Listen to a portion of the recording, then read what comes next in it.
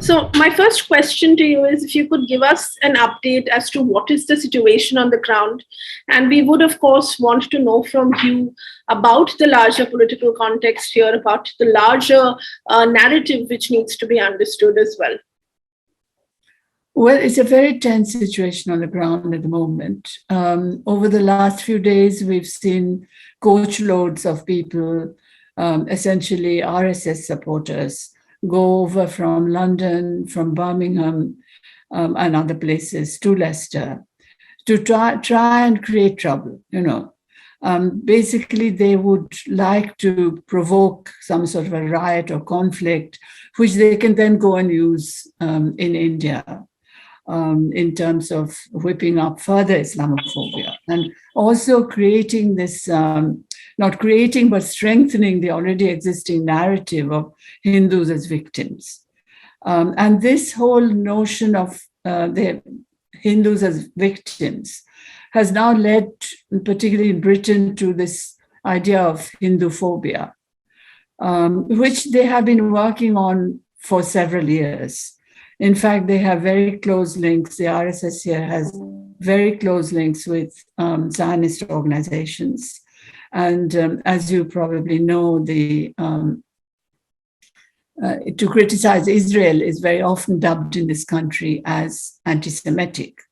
And they want to do something similar so that any critic of Modi would be then labeled a Hinduphobe. So they are trying to build this narrative and they're hoping that Leicester would give them the opportunity to strengthen it further. So that's essentially, it's a very, very difficult situation from that point of view. And, in creating this sort of conflict, they don't mind throwing the Hindus under the bus. And what's interesting about Leicester is that there are two particular communities which are of significance here, Hindu communities. One is the people who came from East Africa, who are now comparatively well off, well organized, and they are the ones who are really deeply involved with the RSS, influenced by the RSS, pushing RSS policies and so on. The second community are people who came much more recently from Daman, the Portuguese, ex-Portuguese colony, and they've come via Portugal. Now, they are a very poor community, and they are being used in this context. Not only are they poor, they face a lot of racism in this country, much more than the people who came initially from East Africa. And the extent of racism is such that in many areas, the children of that community have to be bussed out of that area to stop them being attacked by white racists. Now, the other thing which I think is very important for us to realize is that the ultra-right fascist, white British groups are supporting the RSS. There was a demonstration a couple of days ago where we saw, obviously it was a Hindutva-led demonstration, but they were all wearing masks. Some of them had weapons in their hands.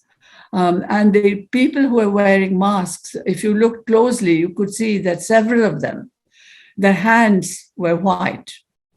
And people were saying that these are the people from the Britain First, which is a fascist organization, the English Defence League, and also a new organization called the Patriotic Alliance, who are pretty vicious from what we can see. So it's a really toxic and dangerous coming together of essentially of fascist elements. And so that's what we're up against. And at the same time, progressives in Leicester, as well as, of course, outside, are calling for peace and unity because, we don't want these ideologies to be exported to this country, Absolutely. And what would you suggest? How do you see this transpiring at the level of as in terms of what is going on in India as well, and in terms of the atmosphere that we see here? This is a pattern that we've been seeing recently in India as well. I think that's a very key question because ultimately that's what it's about. Now, in the earlier phase, we had the RSS groups raising funds hugely.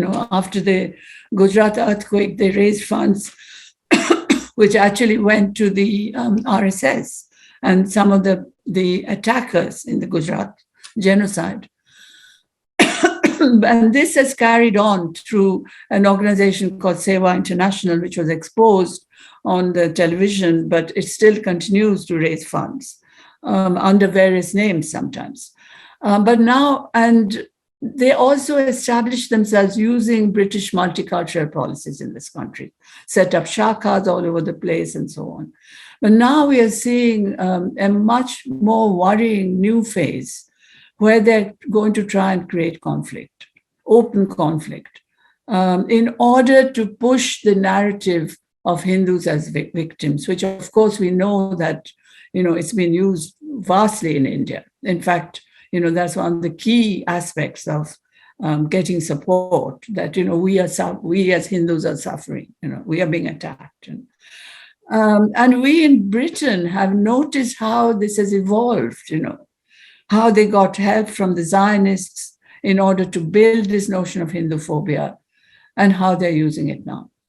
So every critic of Modi is dubbed a Hindu phobe. To receive instant updates on all videos from The Wire, click the subscribe button and hit the bell icon. Pay to support independent journalism. Click the link in the description and choose the amount you want to pay.